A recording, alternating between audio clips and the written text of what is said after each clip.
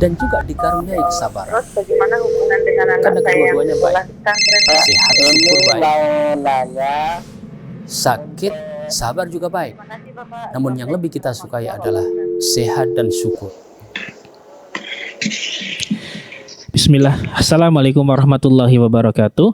Alhamdulillah wassalatu wassalamu ala Rasulillah wa ala alihi wa ashabihi wa man tabi'ahum bi ihsanin ila yaumiddin amma ba'd.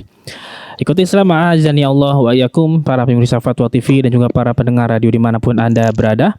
Alhamdulillah senang sekali di kesempatan yang berbahagia ini kami dapat menyapa Anda kembali di program kesayangan kita Live Interaktif bertemakan tentang Tarbiyah Islamiyah atau pendidikan Islam bersama guru kita Al-Ustadz Nafi Zainuddin LC MHI Hafizahullahu Ta'ala, yang dimana beliau adalah salah satu dari anggota Dewan Fatwa Perhimpunan Al-Irsyad.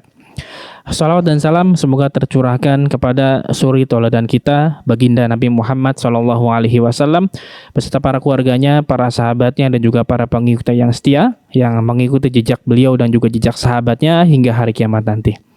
Nah, mengikuti Islam azani Allah wa yakum, kami informasikan juga untuk live interaktif ini kami di relay atau disiarkan juga oleh beberapa stasiun radio yang tergabung di RTVC, Asosiasi Radio dan Televisi Islam Indonesia.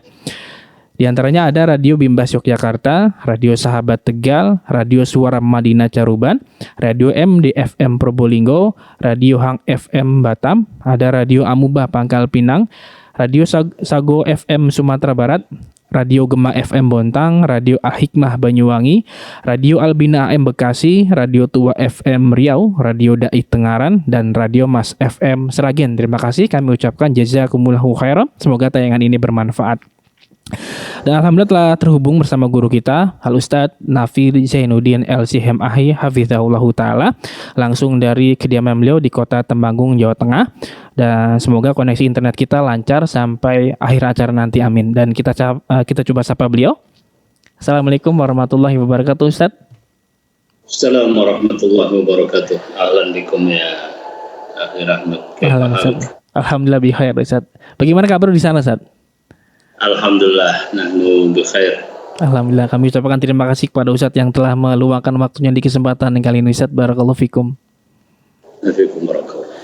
Nah, mengikuti Islam a'azani Allah wa yakum, kami mengajak Anda untuk berpartisipasi. Silakan jika Anda ingin mengajukan pertanyaan kepada Ustadz tentang perihal pendidikan Islam, Anda bisa menghubungi layanan telepon kami di nomor kode area Jakarta di nomor 021 2123 2333 dan nomor telepon tersebut tertera di layar kaca Anda saat ini. Dan mari kita dengarkan nasihat pembuka yang akan disampaikan oleh guru kita Al-Ustadz Nafi Zainuddin LC MHI Hafizahullahu Ta'ala. Kepada Ustadz dipersilakan, falyatafadhal maskur ya Ustadz.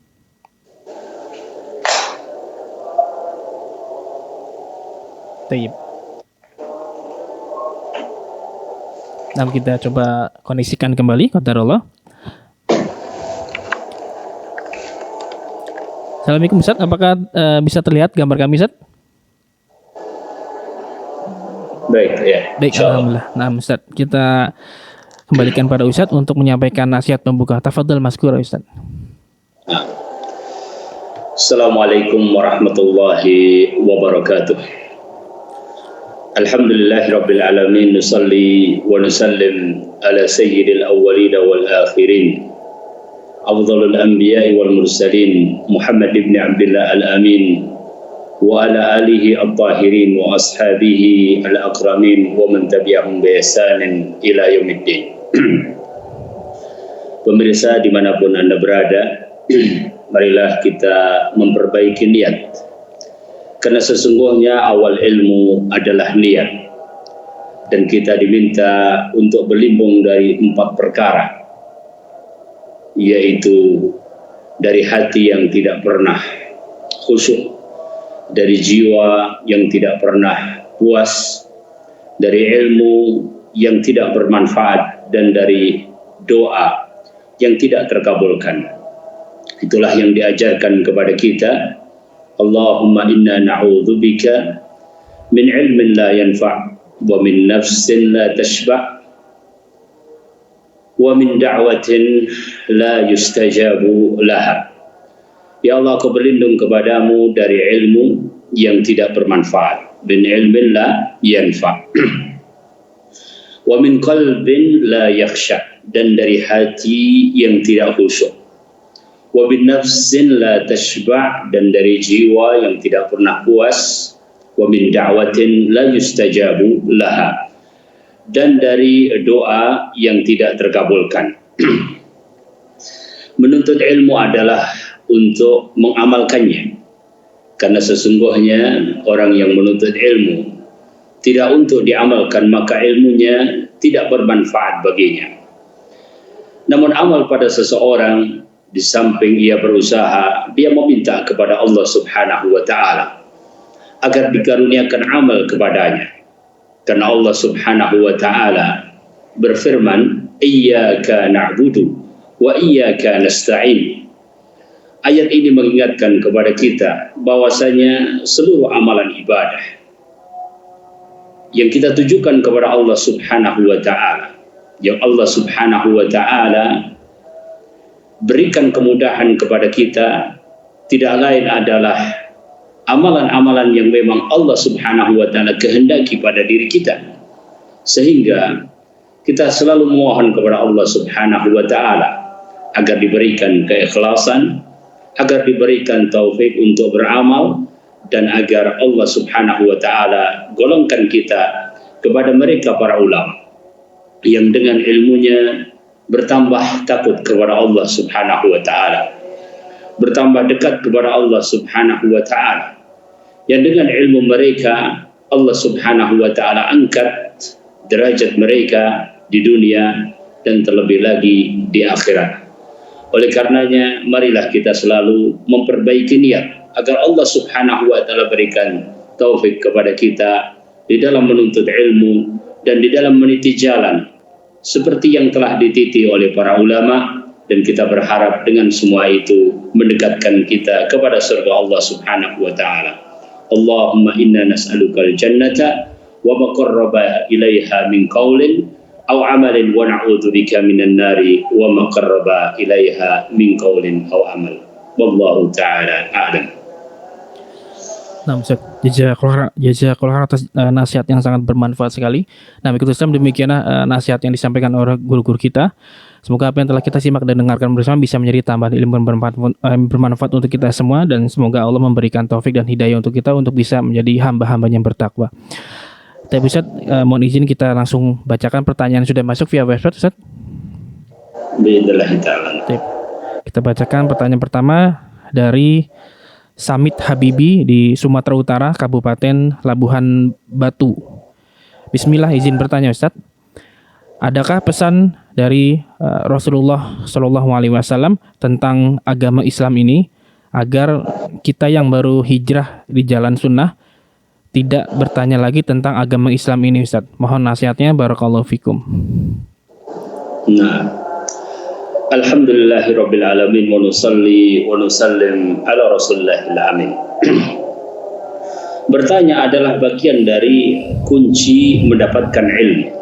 Ya, di antara sifat yang dikatakan oleh Abdullah bin Abbas radhiyallahu taala anhuma bahwa kunci ilmu itu adalah lisanun sa'ud wa qalbun aqul, ya. Lisan yang digunakan untuk bertanya dan hati yang digunakan untuk memahami, ya.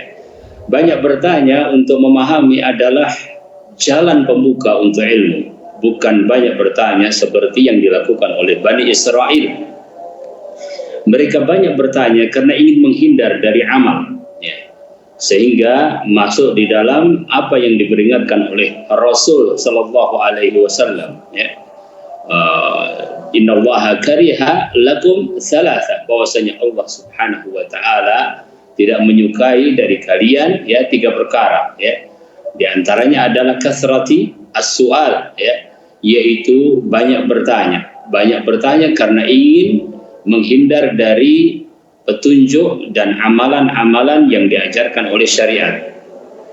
Adapun bertanya dalam rangka ilmu, maka itu adalah sesuatu yang terpuji. Bahkan Abdullah bin Mas'ud radhiyallahu taala anhu, ya, menunjukkan kepada kita bagaimana beliau juga banyak bertanya bahkan kepada Rasul sallallahu alaihi wasallam, dan beliau katakan wala istasattuhu dan kalau seandainya aku meminta tambahan kepada Nabi Shallallahu Alaihi Wasallam, yakni pertanyaan yang diharapkan ada jawaban dari Rasul Shallallahu Alaihi Wasallam, ya, lazadani, kata Abdullah bin Mas'ud, maka beliau akan menambahkan untukku.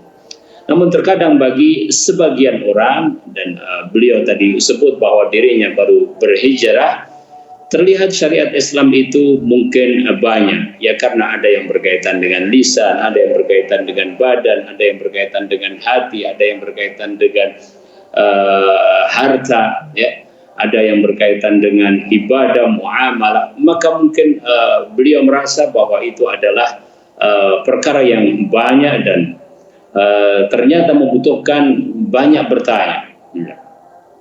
Sebenarnya hal ini pernah terjadi juga kepada sebagian sahabat. Ya. Sebagian sahabat mengatakan, inna syara'i al-Islam kathiratun alayya.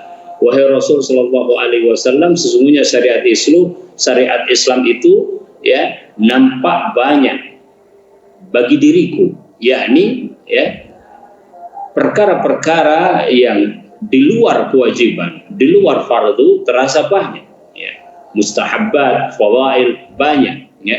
Maka orang ini bertanya kepada Nabi Sallallahu Alaihi Wasallam, ya, sehingga beliau pun bertanya dengan mengatakan bahwasanya, ya, alimni syai'an, ya, atashabbatsu bihi, ya, ajarkanlah kepada diriku sesuatu yang bisa aku jadikan, ya, tempat untuk bergantung, ya.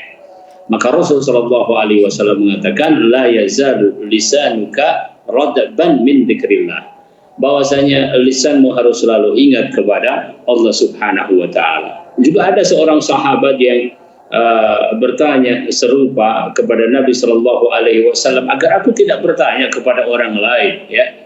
Kata sahabat dari Rasul Shallallahu Alaihi Wasallam mengatakan, Qul amantu billah tsumma istaqim, katakanlah aku beriman kepada Allah kemudian istiqomahlah. Apa yang bisa kita ambil faedah dari hadis tersebut, ya? Hadis tersebut memberikan kepada kita sebuah pengertian bahwasanya untuk kita istiqomah di jalan Allah Subhanahu wa taala, maka kita harus mengetahui iman, ya, usulul iman, ya. Kemudian kita harus tetap, ya, belajar tentang din, ya, sehingga seorang yang belajar, ya, kemudian dia istiqomah belajar pelan-pelan, insya Allah dia akan sampai kepada Islam dengan mudah, ya, karena Islam ini adalah mudah, tetapi sedikit demi sedikit belajar akidah yang penting, ya. Kalau bisa belajar kepada seorang guru, ya, sehingga guru atau ustadz tadi memberikan tahapan-tahapan ketika kita mempelajari akidah, demikian juga ketika kita mempelajari syariah, ya. Kemudian di luar waktu untuk belajar, ya, maka berupayalah untuk selalu istiqomah di atas jalan Allah Subhanahu wa taala. Di saat, ya, terjadi ketidaktahuan, maka fas'alu ahla dzikri in kuntum la ta'lamun. Jadi intinya bahwasanya seorang perlu mengetahui hal-hal yang wajib bagi dirinya, dan itu juga dengan belajar, dan insya Allah Ta'ala dengan belajar sedikit demi sedikit, setahap demi setahap, maka kita tidak akan merasa kebanyakan dari syariat Islam itu kemudian bertambah tidak mengetahui, tidak mengerti, tidak paham, tetapi justru bertambah mudah Islam itu bagi kita. Wallahu ta'ala a'lam. Nah, Ustaz, Masya Allah, jazakallahu khairan atas jawaban dan penjelasannya. Demikian bertanya Samit Habibi di Sumatera Utara. Semoga bermanfaat dan semoga bisa difahami jawaban dari Ustaz. Nah, Ustaz, kita bacakan pertanyaan kedua. Ini dari Abu Taimiyah di Sulawesi Tengah, Kota Palu. Bismillah, izin bertanya Ustaz. Apakah pergi belajar menuntut ilmu, misalkan ke Yaman misalkan, dengan uang yang haram, maka itu termasuk menjadikan dosa sebagai ibadah? Karena Ana pernah membaca bahwa siapa yang menjadikan dosa sebagai ibadah, maka itu adalah kekufuran. seperti orang yang melihat wanita namun dia bilang, saya tidak melihatnya dengan syahwat, akan tetapi hanya ingin mengaguminya, mengagumi penciptanya yang begitu indah. Mohon nasihatnya Ustaz, barakallahu fikum. Nah, fikum barakallah. Alhamdulillahi rabbil alamin wa nusalli wa nusallim ala rasulillahil amin. Ya. Apa yang ditanyakan oleh saudara kita tadi berkaitan dengan belajar, ya, menggunakan biaya dari harta yang haram, ya. Beliau contohkan belajar ke Yaman, ya, atau belajar ke tempat lain, ya, belajar ke Madinah, belajar ke tempat manapun, bahkan di negeri kita, ya, kepada ustadz dan ulama yang rabbaniyin, ahlus sunnah wal jamaah, ya, membutuhkan biaya, ya, karena memang Imam Syafi'i rahimahullahu taala mengatakan bahwasanya salah satu di antara 6 perkara, ya, yang dibutuhkan oleh seorang talibul ilmi adalah, ya, bekal, bulghah, ya. Karenanya tidak dipungkiri bahwa pendidikan juga membutuhkan pembiayaan, ya.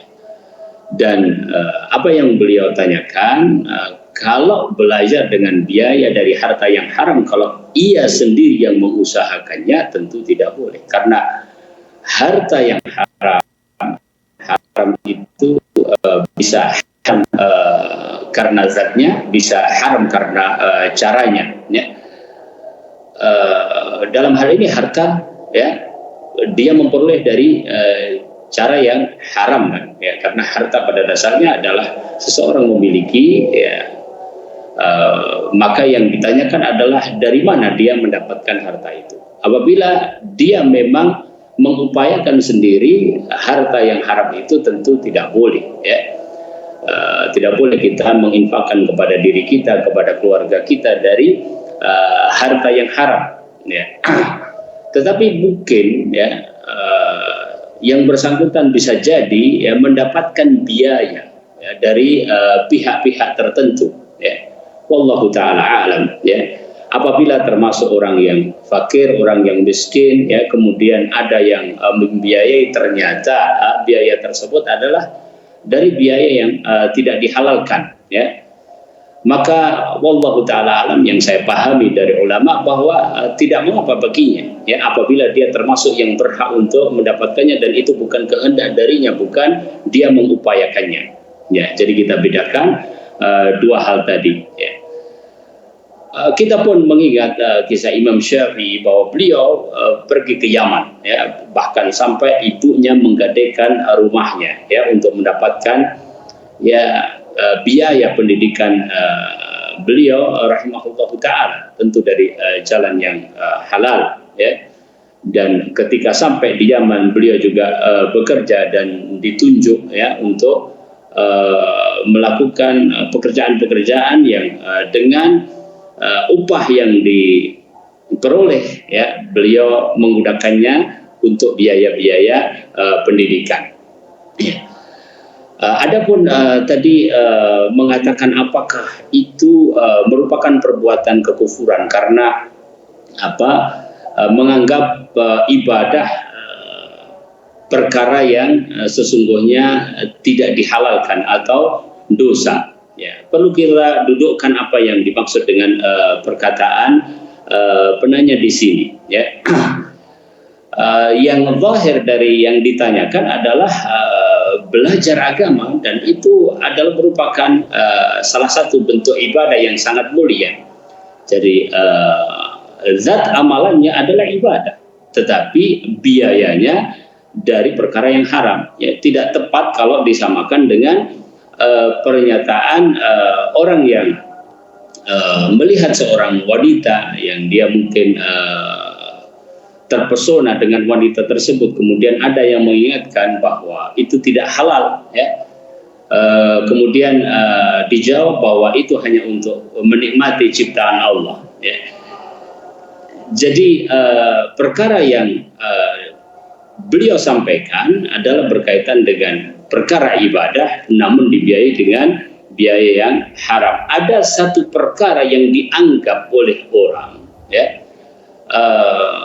bukan dianggap, ya, artinya sampai kepada keyakinannya. Jadi perkara yang maksiat, ya, tetapi dianggap sebagai ibadah.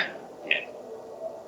Jika tidak ada subhat bagi dirinya, maka memang itu adalah perkara kekufuran. Contoh orang berzina, waliyadzubillah, ya, zina itu adalah jelas haram, dia menganggap bahwasanya itu adalah ibadah, ya. Maka seperti menghalalkan apa yang diharamkan oleh Allah dan mengharamkan apa yang dihalalkan oleh Allah atau sebaliknya, ya. Sedangkan halal dan haram itu adalah hak Rabbul Alamin, hak Allah Subhanahu wa taala semata, ya.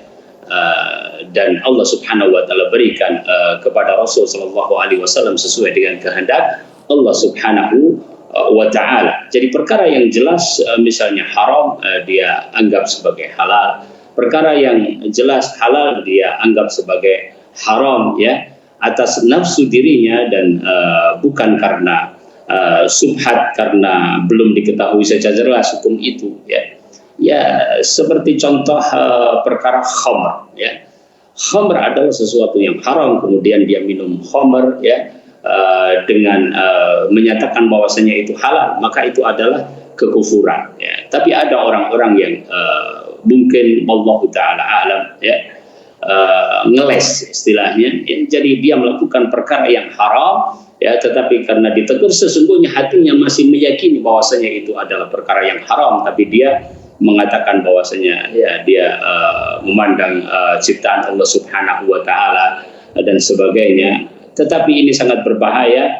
Minimalnya itu adalah jalan menuju istihza, yaitu menuju mempermainkan ayat-ayat Allah dan hukum-hukum Allah Subhanahu wa taala, dan itu sangat berbahaya. Wallahu taala alam. Masya Allah. Jazakallahu khairan atas jawaban dan penjelasannya. Demikian bertanya Abu Taimiyah di Sulawesi Tengah. Semoga bisa difahami. Nah, bisa kita bacakan pertanyaan ketiga. Ini dari Ummu Maryam di Sulawesi Tengah, Kota Palu. Bismillah, izin bertanya Ustadz. Bagaimana cara mendidik anak umur 3 tahun lebih belajar untuk persiapan sekolah? Karena anak ini mudah lupa dengan apa yang sudah diajari Ustadz. Apakah seperti menonton kartun adalah salah satu bisa yang mempengaruhinya Ustadz? Mohon nasihatnya Ustadz, barakallahu fikum.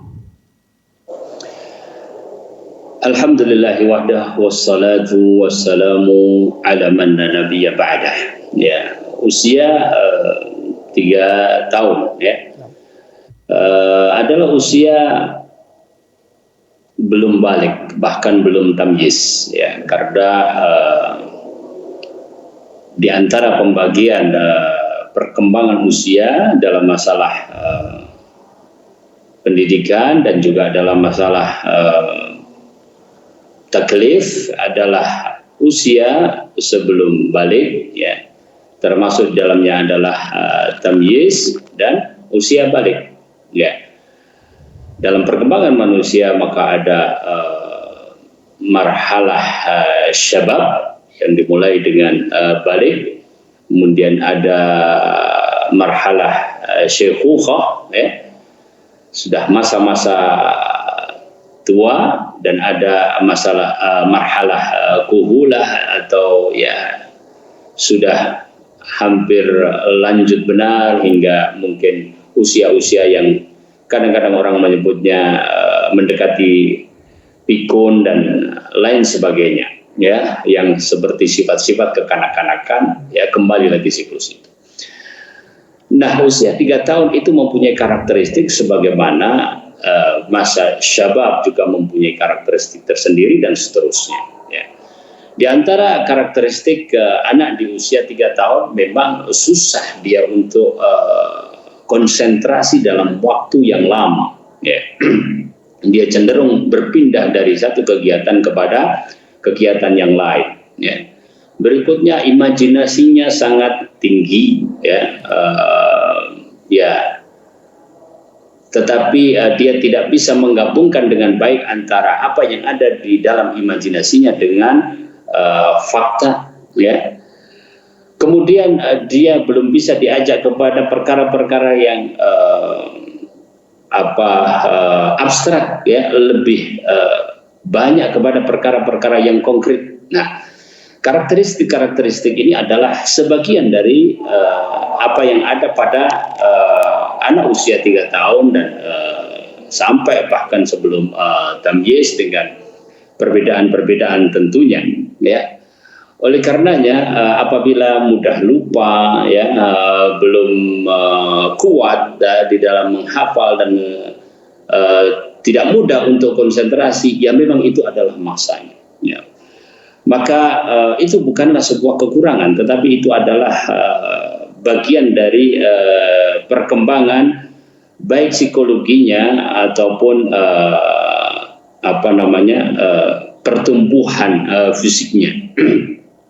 Di antara yang bisa dilakukan wallahu taala alam, ya, adalah pembiasaan yang terus menerus, ya.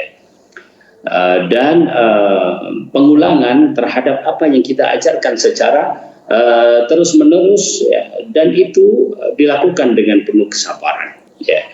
Kenapa? Karena memang sifatnya seperti itu, ya. Yang kedua adalah kita mengkondisikan lingkungan, ya, sehingga apa yang dia terima adalah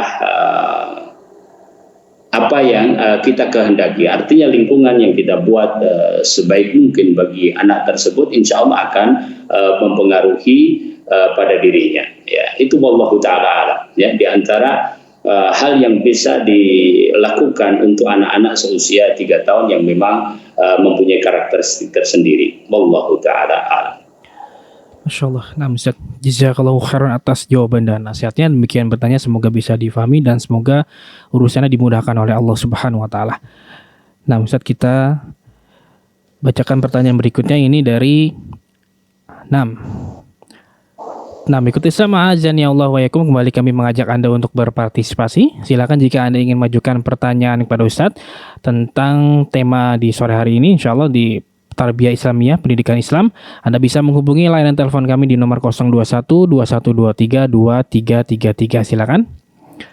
Nah, saya sambil menunggu penelpon, kita bacakan pertanyaan berikutnya masih via website dari Rahmi di kota Banda Aceh. Bismillah, izin bertanya Ustaz, bagaimana cara menasehati suami yang masih suka menonton film barat dan membaca komik ya Ustaz? Mohon nasihatnya Ustaz, barakallahu fikum. Nah, alhamdulillahi wahda nusalli wa nusallim ala man la nabiyya ba'dah. Ya. Ya, suami atau dalam hal ini adalah orang yang paling dekat dengan istri, ya. Kemudian mempunyai satu kebiasaan yang tidak baik, ya. Kita harus pahami bahwasanya, ya, orang yang mungkin, ya, baru bekerja, kemudian selesai dari pekerjaan, kembali ke rumah, ya, maka ingin melakukan hal-hal yang sifatnya adalah rahah, ya, atau rehat, ya. Perkara-perkara yang mungkin tadinya penuh dengan, ya, kepayahan, ya, dia ingin relaksasi, ya. Oleh karenanya wallahu taala alam, yang pertama bisa dilakukan tentunya adalah sebagai istri yang shalihah berupaya untuk memahami hal tersebut, ya. Bahwa apa yang sesungguhnya yang dibutuhkan oleh suami ketika sampai di rumah, ya, atau ketika berada di rumah, ya. Ya, jangan sampai bahwa perkara-perkara yang lain itu sesungguhnya dalam tanda kutip adalah pelarian, ya, dari hal-hal yang sesungguhnya suami membutuhkannya, ya. Apakah itu berkaitan dengan suasana rumah, ya, apakah itu berkaitan dengan konsumsi, apakah itu berkaitan dengan bahkan hubungan antara suami istri yang sifatnya biologis, ya, apa saja, ya. Jadi yang pertama kali istri yang saleh berusaha untuk memahami itu dan memberikan apa yang seharusnya didapatkan oleh suami. Ini perkara yang pertama yang perlu diperhatikan. Kemudian yang kedua, kadang-kadang tontonan dan perkara-perkara yang sejenisnya ini juga merupakan kebiasaan karena waktu yang kosong, ya. Atau hal yang dianggap hampa, ya. Meskipun pada masa tertentu mungkin menjadi seperti sebuah tujuan, tetapi hakikatnya orang menganggap bahwa itu adalah hiburan, ya. Hal yang dianggap hiburan itu karena berawal dari kekosongan dan sebagainya. Oleh karenanya perlu ada alternatif kegiatan, ya, sekalipun itu adalah selesai dari kerja, ya, apapun itu, ya, yang motorotnya lebih kecil, ya, dimulai dari yang seperti itu sampai kepada perkara-perkara yang pada akhirnya bermanfaat, ya. Jadi suami yang mungkin masih dalam kondisi seperti itu mau langsung diajak kajian mungkin juga berat, ya. Tetapi kalau kemudian dia diturunkan kebiasaannya itu dengan perkara yang lebih tidak bermudarat, ya, kepada katakanlah olahraga, ya, dan itu juga sebagai salah satu tip, ya, di mana orang yang beraktivitas dengan fisiknya, dengan badannya tidak begitu terseret ke dalam perkara-perkara yang sifatnya tontonan-tontonan seperti itu, ya, sehingga dengan kegiatan-kegiatan itu maka akan berkurang. Kemudian perkara yang ketiga, wallahu taala alam, tentu kita dorong dia untuk mempunyai komunitas-komunitas yang baik, ya, tentunya, ya, karena tontonan yang film di rumah itu kan sifatnya adalah kesendirian, ya, begitu, ya. Tetapi kalau dia mempunyai kegiatan yang sifatnya bersama komunitas-komunitas yang baik, tentunya maka itu juga diantara perkara yang mengurangi wallahu ta'ala alam, ya. Dan semoga Allah Subhanahu wa ta'ala memberikan kemudahan, ya. Kita juga berupaya untuk, ya, memberikan pengertian sebisa mungkin, karena bagian dari amar ma'ruf dan nahi mungkar di dalam rumah kita, ya, dan dengan kita mengupayakan sedikit demi sedikit meminta kepada Allah Subhanahu wa ta'ala, semoga Allah Subhanahu wa ta'ala berikan jalan. Insyaallah. Nah, Ustaz, jazakallahu khairan atas jawaban dan nasihatnya. Demikian bertanya, semoga bisa difahami dan semoga urusannya dimudahkan oleh Allah Subhanahu wa taala. Nah, Ustaz, masih ada waktu, kita bacakan pertanyaan berikutnya dari Ameli di Kabupaten Cirebon, Jawa Barat. Bismillah, izin bertanya, Ustaz. Saya baru tahu bahwa musik itu haram dan berusaha untuk menjauhi jika ada musik. Qadarullah semua anggota keluarga mendengarkan musik. Saya sudah berusaha menghindar semampu saya. Tapi terkadang adik saya suka membuka salah satu aplikasi atau game yang ada musiknya di dekat saya. Sulit untuk menjauhi, Ustaz. Apakah ada kiat-kiat atau nasihat apa yang harus Anda lakukan, Ustaz? Apakah saya tetap dituliskan dosa walaupun insya Allah di hati saya sudah mengingkari hal tersebut, Ustaz? Mohon nasihatnya, Ustaz. Barakallahu fikum. Nah, alhamdulillah wa nusalli wa nusallim ala Rasulillah. Ya. Terpengaruh pada perbuatan yang sudah lama dilakukan, ya, adalah sesuatu yang wajar, ya, dari sisi terpengaruhnya, ya, bahwa kita tidak kemudian hilang langsung, ya. Masih mungkin begitu mendengar dia mengingat lagi, begitu dekat dia tergoda lagi, ya, bahkan itu dijelaskan juga di dalam kisah Nabi Musa alaihissalatu wassalam, ya. Bagaimana seseorang itu terhadap perkara-perkara yang lama ya masih mengingat gitu. Tetapi ya dalam hal ini bukan berarti kita tidak bisa meninggalkan sepenuhnya, apalagi ada satu ya informasi yang baik yang tadi disampaikan oleh penanya, bahwasanya beliau berusaha dan itulah yang memang harus kita lakukan. Fattaqullaha mastata'tum, ya, bertakwalah kepada Allah Subhanahu wa taala sebisa mungkin, ya, sehingga ya apa yang dilakukannya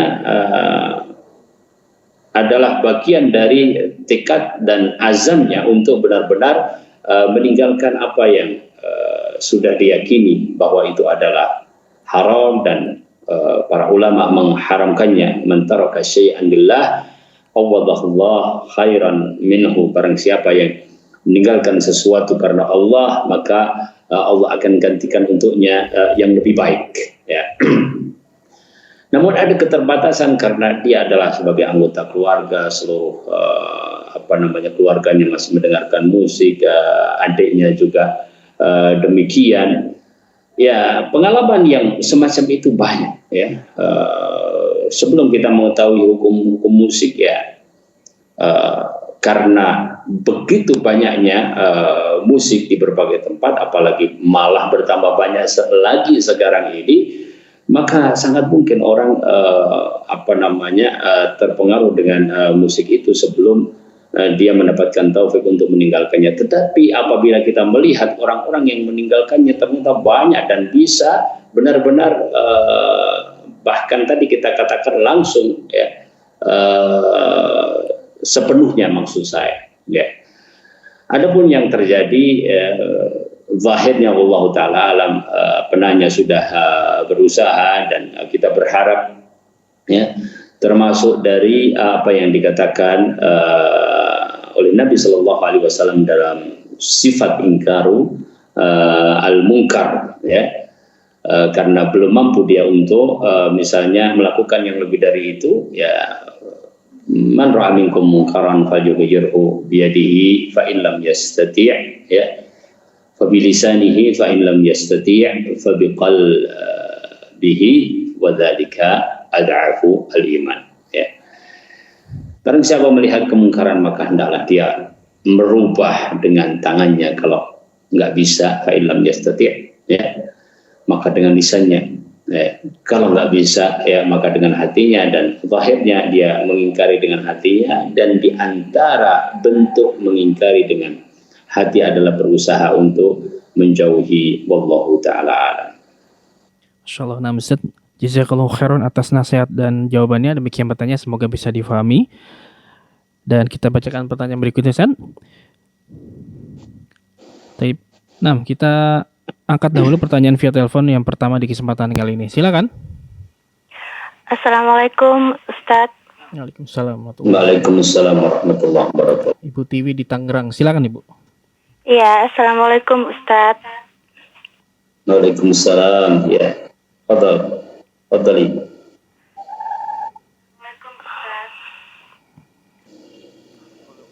Ya, silakan Ibu Tiwi. Mohon maaf, bisa dikecilkan saja suara televisinya, Ibu. Oh, mendengarkan via telepon saja, cukup via telepon saja. baik. Ustadz, bagaimana menasehati anak yang penghafal Quran, di pompesnya itu dia sudah hafal 30 juz, Ustadz? Iya, lanjut. Jadi karena saat ini dia sedang masa pengabdian di pompesnya, sehingga boleh memegang HP. Rupanya HP ini jadi ujian buat anak-anak, sehingga menyebabkan hafalannya banyak yang tidak mutkim, Ustadz. Sementara anak-anak ini belum ujian untuk akhir studinya di pompes. Dan itu membuat anak-anak ini agak bisa dibilang kayak gimana ya, bingung gitu. Sementara dia akan wisuda dan dia belum ujian. Itu bagaimana caranya Ana menasehatinya ya Ustadz? Karena dia kayaknya jadi malas untuk menghafal Al-Qur'annya. Sementara saya dengan suami sudah bingung, sudah berupaya supaya dia termotivasi lagi untuk bisa memungkinkan hafalannya 30 juz itu, Ustadz. Baik. Kalau boleh tahu umur berapa Ibu anaknya, Ibu? Umurnya 18 tahun. Tinggal di rumah sekarang atau di pesantren? 18 tahun. Kesalahan Ana memang dia ada semacam kebosanan di pompesnya itu. Jadi dia pernah minta untuk pindah studi, pindah pompes. Tapi kami tidak mengizinkan karena kami pikir bisa diatasi lah gitu suasana di pompesnya, karena teman-temannya kan ya namanya anak-anak ya Ustadz, ada yang tidak cocok atau gimana gitu. Rupanya itu masih berlanjut sampai sekarang dan itu mengganggu dia untuk studi di situ Ustadz. Dia merasa nggak nyaman gitu. Ya. Tadi Ustadz bertanya anaknya di ponpes atau di rumah sekarang Ibu? Sekarang di pompes lagi pengabdian. Baik, cukup Ibu ya? Iya. Ya, bisa disimak di televisi silakan. Iya. Barakallahu fikum. Ya, silakan Ustaz. Nah, alhamdulillah wahdahu wa nusalli wa nusallim ala man la nabiyya ba'dah. Iya. Bagaimana cara menasihati? Yang pertama, kita tetap harus bersyukur kepada Allah Subhanahu wa taala atas keberhasilan Ananda ya menghatamkan hafalan Al-Qur'an. Dan kita harus tetap menaruh rasa optimis ya bahwasanya Allah Subhanahu wa taala akan menjaga ya, hafalan tersebut pada Ananda baik dalam waktu dekat atau dalam waktu yang di masa-masa yang akan datang, karena tidak semua orang mendapatkan kemudahan untuk bisa menyelesaikan hafalan 30 juz ya.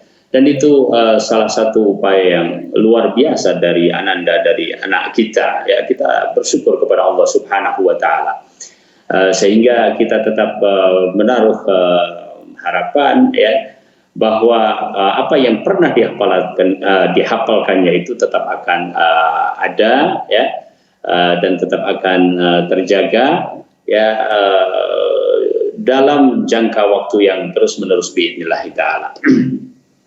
Kemudian yang kedua, karena keberadaannya adalah di ponpes, maka memang dengan kita menyadari bahwa HP ini adalah merusak konsentrasi, merusak fokus ya, merusak murajaah dan seterusnya, maka kita bekerja sama dengan pesantren. Nah, dalam bentuk apa? Ya, dalam bentuk selama pengabdian memang tidak boleh membawa HP atau ya dibatasi dengan aturan-aturan yang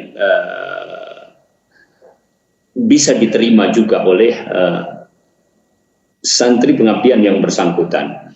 Apa yang dimaksudkan dengan bisa diterima oleh santri pengabdian atau Ananda di dalam hal ini ya, yaitu bahwasanya pasti di pengabdian itu ada kegiatan yang bermacam-macam ya.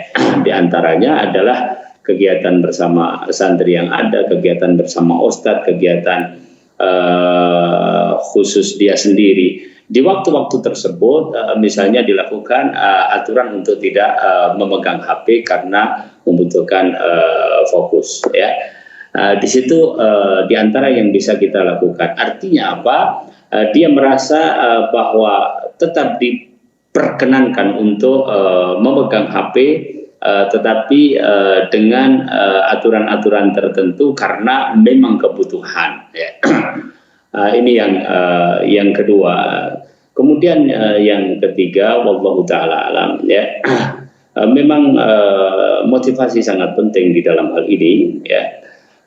Dan disadarkan untuk paling tidak ya mengulang-ulang sampai mungkin kembali, namun ini bisa kita minta tolong juga kepada Ustadz Muhafidz atau Ustadz yang berpengalaman atau bahkan Ustadznya yang dia telah menyetorkan hafalan tersebut sampai 30 juz. Maksudnya apa?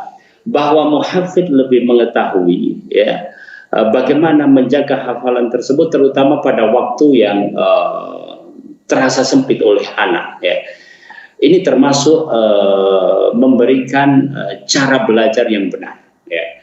Mungkin bagi Ananda sekarang ini dia kebingungan karena sebenarnya tetap ada keinginan, saya yakin semua santri begitu ya, bahwa dia ingin tetap mungkin dan tetap ketika wisuda lancar, tidak ada masalah. Tetapi sudah terlanjur menggunakan waktunya untuk jarang murojaah ya, sehingga seperti banyak yang lupa.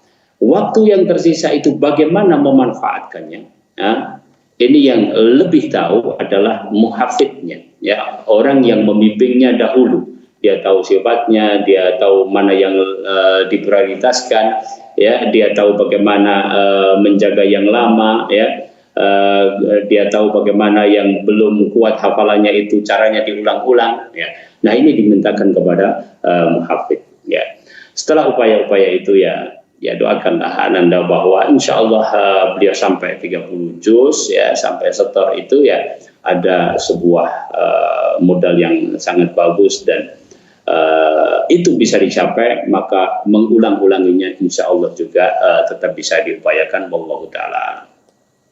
Nah Ustaz, Masya Allah, memang HP menjadi ujian bagi para orang tua maupun para pendidik ya Ustaz ya, zaman sekarang Ustaz ya. Nah, benar. Masya Allah. Nah demikian pertanyaan, semoga bisa difahami dan semoga urusannya dimudahkan oleh Allah Subhanahu Wa Taala. Dan kita angkat pertanyaan kedua via telepon di kesempatan kali ini, silakan. Ya silakan. Assalamualaikum warahmatullahi wabarakatuh, Ustaz. Waalaikumsalam warahmatullahi wabarakatuh. Dengan ibu siapa di mana? Ya. Saya dari Lampung, Hambala dari Lampung. Oh iya, silakan ibu. Ini Ustaz, saya mau tanya, kalau wanita lagi masa iddah, boleh nggak belajar tahsin yang jarak jauhnya sekitar 10 kilo dari rumah? Baik. Itu aja pertanyaannya, Ustaz. Baik. Iya. Ya. Fik barakallah, terima kasih. Silakan Ustaz. Iya, tetap di rumah Ibu dan bisa ditunda kalau perlu untuk secara online dulu atau voice dulu, insya Allah bisa diupayakan. Wallahu ta'ala. Nah, Ustaz. Berarti menyelesaikan masa iddahnya dulu Ustaz ya, diutamakan Ustaz ya. Nah Ustaz, jazakallahu atas jawaban dan penjelasannya. Demikian Ibu Ida yang bertanya, semoga bisa difahami. Dan kita masih ada waktu, kita bacakan pertanyaan berikutnya masih dari website. Dari Kinanti Arum Puspita Ning Tias di Sumatera Selatan, Kabupaten Muara Enim. Bismillah, izin bertanya Ustaz.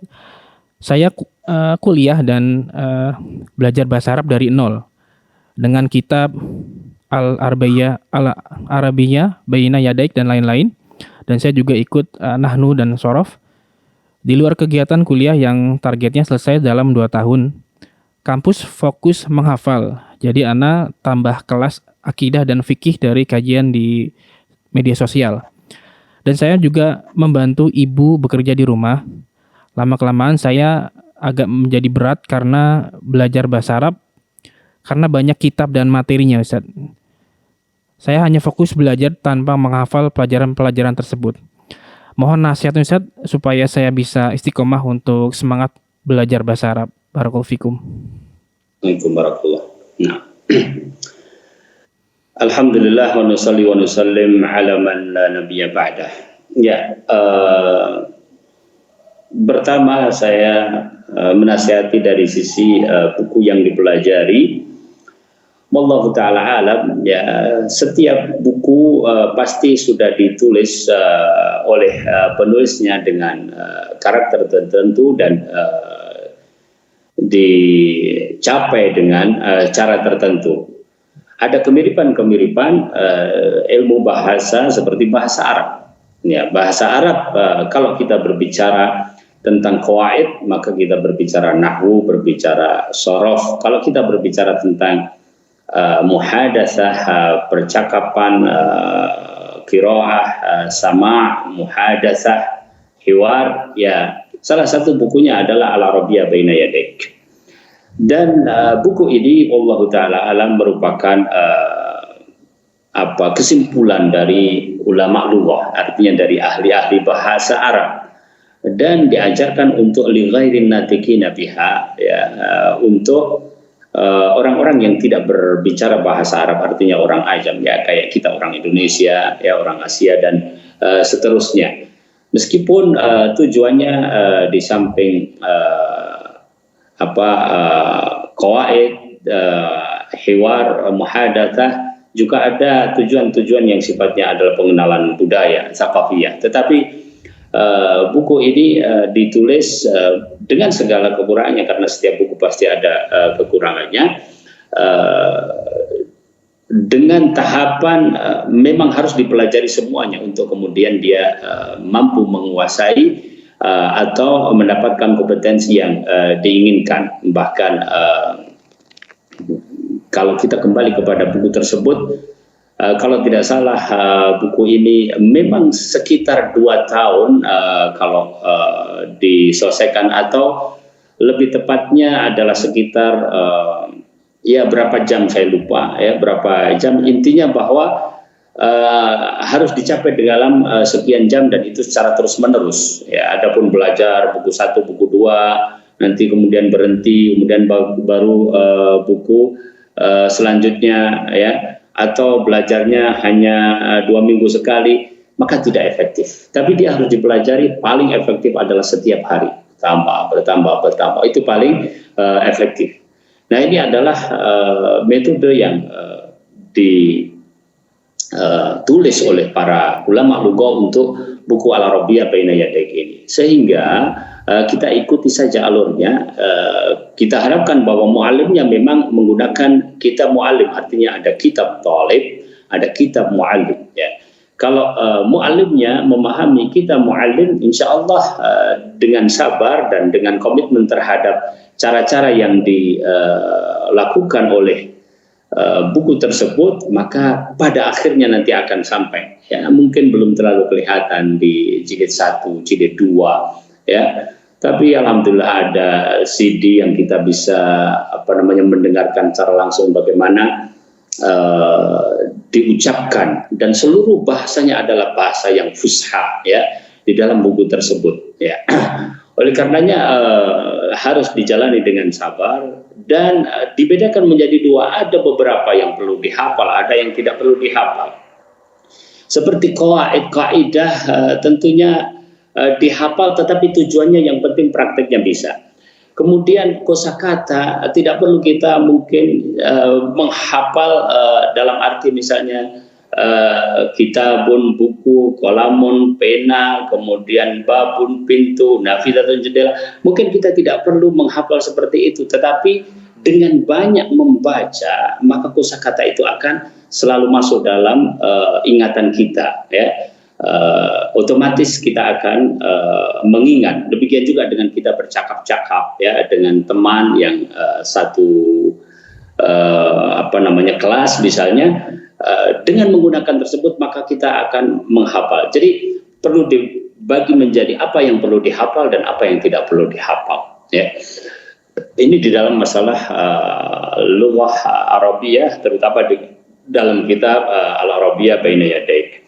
Adapun kemudian menggunakan waktu karena merasa kosong untuk yang lain, ya, untuk perkara-perkara yang wajib dalam arti kita belajar akidah, belajar ibadah gitu, ya memang perlu. Tetapi tinggal bagaimana memanage waktunya. Kalau tadi penanya sendiri sudah mengatakan lama-lama saya merasa berat, ya, pasti di sini kemudian terjadi sebuah kebingungan, dan bisa jadi nanti memutuskan akan ada yang ditinggalkan. Adapun nasihat saya, kalau memang 2 tahun itu memang sudah ditempuh dan masih berlanjut, maka ikuti teknis-teknis yang ada di dalamnya, ikuti bagaimana muallim mengajarkan itu, maka insya Allah selesai dari kitab itu insya Allah kita akan mempunyai keterampilan bahasa yang ya paling tidak baik, ya, sehingga akan sangat membantu kita belajar akidah dan syariat atau ulum diniyah secara umum di masa-masa yang akan datang. Wallahu ta'ala. Nah, Ustaz, Masya Allah. Jadi kita harus memanage waktu sebaik-baiknya juga ya, Ustaz ya. Nah, Ya, yang lebih diperhatikan adalah bahwasanya buku itu ada cara untuk mencapainya. Ya, buku tersebut ada cara untuk mencapainya dan itu yang jangan ditinggalkan. Ya. Masya Allah. Nah, Ustaz, jazakallahu khairan atas jawaban dan nasihatnya. Demikian pertanyaan, semoga bisa difahami. Dan tersebut adalah pertanyaan terakhir di kesempatan kali ini, Ustaz. Masya Allah. Jazakallahu khairan atas waktu dan ilmunya, Ustaz. Semoga Allah Subhanahu wa taala senantiasa menjaga Ustaz dan juga keluarga di sana. Nah, mengikuti selama azan ya Allah wa yakum, demikianlah live interaktif pada hari ini. Semoga apa yang disampaikan Ustadz bisa menjadi tambahan ilmu yang bermanfaat untuk kita semua. Dan semoga Allah memberikan kekuatan untuk kita untuk bisa senantiasa beramal soleh. Allahumma amin. Kami kru yang bertugas mohon undur diri. Terima kasih atas partisipasinya. Mohon maaf bila ada kekurangan dan mohon maaf atas pertanyaan yang sudah masuk yang belum sempat kami bacakan karena keterbatasan waktu. Dan semoga kita bisa berjumpa di lain kesempatan insya Allah. Kita tutup. Subhanakallahumma wa bihamdika asyhadu alla ilaha illa anta astaghfiruka wa atubu ilaihi. Wassallallahu ala nabiyina Muhammad wa ala alihi wa sahbihi ajma'in. Wassalamualaikum warahmatullahi wabarakatuh. Dan juga dikaruniai kesabaran. Terus bagaimana hubungan dengan anak Karena saya yang kedua-duanya baik. sekolah pesantren? Sehat, syukur baik. Mau nanya, Sakit, sabar juga baik. Terima kasih Bapak. Namun yang lebih kita sukai adalah sehat dan syukur.